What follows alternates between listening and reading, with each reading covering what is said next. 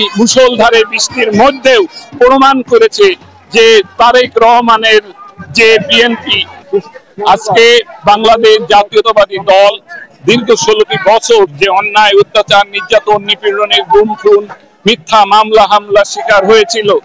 আজকে আমরা কথা বলার অধিকার আমাদের কথা বলার অধিকার হরণ করেছিল, আমাদের বাক স্বাধীনতা হরণ করেছিল, গণতান্ত্রিক রীতিনীতি শিষ্টাচার এদেশে ছিল না।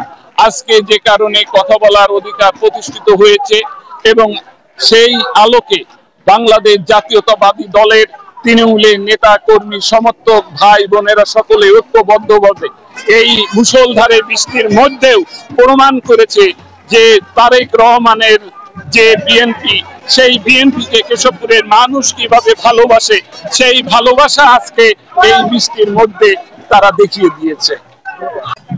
বাংলাদেশ জাতীয়তাবাদী দল কেন্দ্রীয় কর্মসূচির আলোকে কেশবপুরের 11টি ইউনিয়ন এবং কেশবপুরের পৌরসভার 9টি ওয়ার্ডের নেতৃবৃন্দরে আজকে 1 বছর এই ছাত্র জনতার ঐক্যবদ্ধ আন্দোলনের ফসল শেখ হাসিনার পলায়নের পর আজকে বর্ষপূর্তি উপলক্ষে কেশবপুরের মানুষ জেগে উঠেছে। আজকে কেশবপুরের ইতিহাসে একটি নজিরবিহীন যে র্যালি হলো, এটা স্মরণীয় হয়ে থাকবে কেশবপুরের রাজনীতির মাঠে।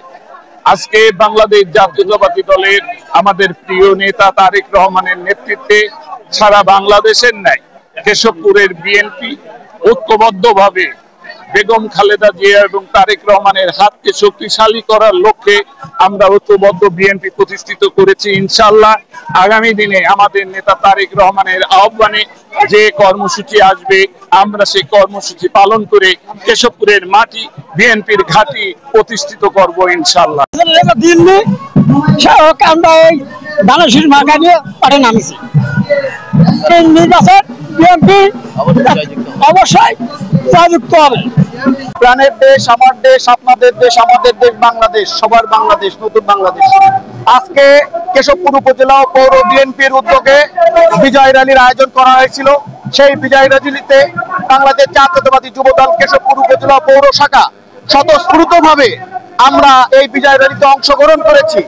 আমি আমার প্রান্তীয় সংগঠন বাংলাদেশ জাতীয়তাবাদী যুবদল কেশবপুর উপজেলা শাখার পক্ষ থেকে আমি আমার 11টি ইউনিয়ন ও পৌরসভার 9টি ওয়ার্ডের যুবদলের নেতা কর্মীদেরকে অভিনন্দন জানাচ্ছি। আবেগ